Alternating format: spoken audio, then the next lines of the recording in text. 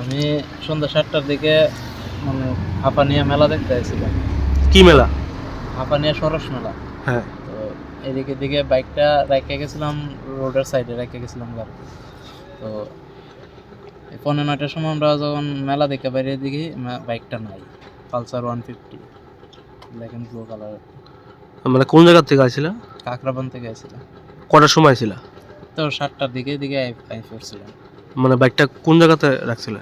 এই হাঁপানিয়ার ফার্স্ট গেটটার দিকে, মানে ডোমিনোসের উল্টা দিকে আর কি, অপর পাশে আর কি, রাস্তার এই পাশে। থানাতে জানাইছেন নি? হ্যাঁ জানাইছি, কোন থানাতে জানাইছে? আমতলী থানায় জানাইছি। কি কইছে পুলিশ? তারা কইছে মানে 2 দিনের মধ্যে জানাইবো। তো আমরা এফআইআর কপিটা দিতে কইছিলাম, তারা এফআইআর কপি কি ওখানে কেস করতে করতে কি লগে লগে কি লেখলে কি লগে লগে এফআইআর হয়ে যাবে। তারা কইছে জানাইবো 2 দিন পরে ফোন করতে। বাইকটা কবে কিনছিলেন? তো 1 বছর হয়ে গেছে, 1 বছর মতো হয়ে গেছে, 4 দিন বাকি আছে। নতুনই কিনছিলেন? হুম। কি নাম আপনার? সুব্রত দাস।